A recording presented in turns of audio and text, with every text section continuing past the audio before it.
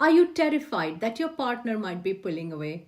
Today, I will describe the signs of anxious attachment in adults. Please subscribe to my channel for notifications because the next few videos will focus on this topic, and I will explain the brain science behind anxious attachment, the psychological reasons of anxious attachment, and of course, explain top tips on how to manage if this is a problem for you. But remember, first step is self-awareness. Let me tell you about Elaine. When I first met her, she was very distressed. She had been with Mark for about a year. She explained to me that she was scared her relationship was breaking up as she felt him to pull away. I gathered that through her life, she had seen a similar pattern in most of her relationships, be it romantic relationships or close friendships. Everything would be fine to begin with, intense love and desire, but soon after life would start normalizing, she would feel insecure, needy, anxious about her partner or friend leaving her. She cried that her fear of Mark leaving her was so strong that she was texting and calling repeatedly. She was feeling anxious when he did not reply immediately. She was checking his social media, repeatedly asking if she was still attractive to him, and was doing everything to make him happy, even sometimes when she didn't want to do those things. She felt jealous, even if he spoke to her friends casually in parties, and had significant difficulty trusting him, especially about his whereabouts. Her mood was reactive to the smallest changes in the tone of his voice. She was reading his texts multiple times to see if they indicated he was slowly disconnecting. She told me that in the past, the more she needed her partners and friends, they would pull back or accuse her of being controlling. She tried so hard. She remained so preoccupied and distressed in relationships. And despite her efforts to please or even tolerate difficult relationships and behaviors, her relationships did not flourish.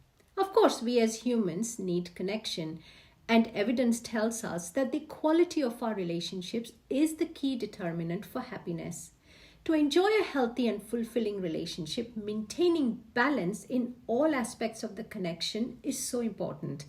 Let me give you some examples. Balance between openness to love with vulnerability to exploitation. Balance between togetherness and space. Balance between trust and ability to sense when someone is not trustworthy.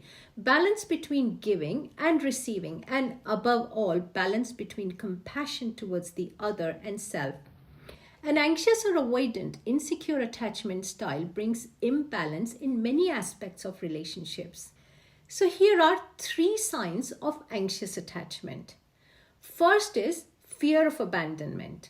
Let's talk about Elaine.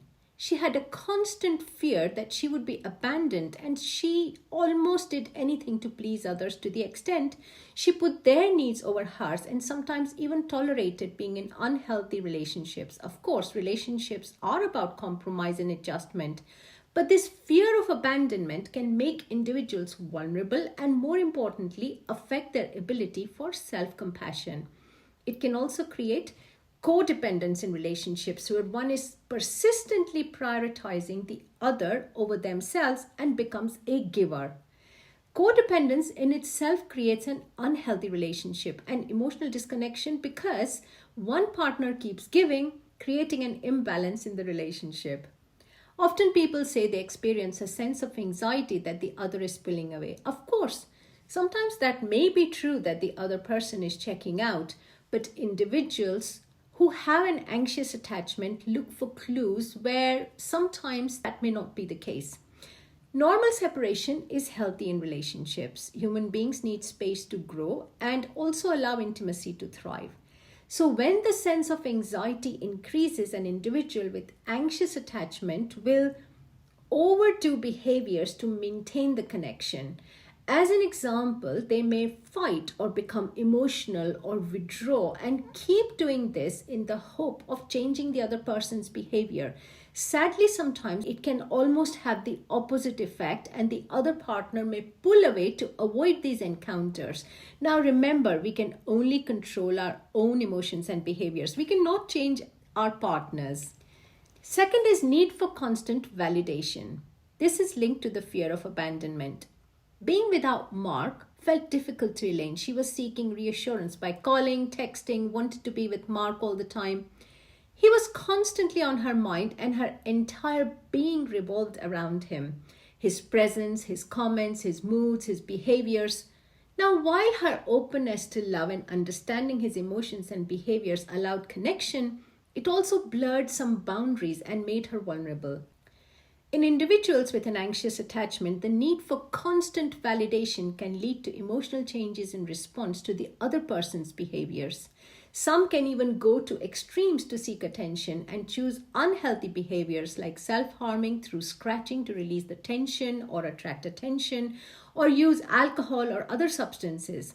Many completely lose their self-esteem in relationships and believe that their partners are so much better than them.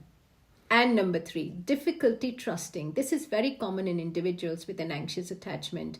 Now, thinking about Elaine's example, Mark found himself repeatedly justifying where he was, what he was doing, or who he was talking to. He described Elaine as controlling and clingy. He gave examples that even when he was polite to her friends in social gatherings, she would become upset and jealous. He couldn't as much as say something like, "Someone is looking good."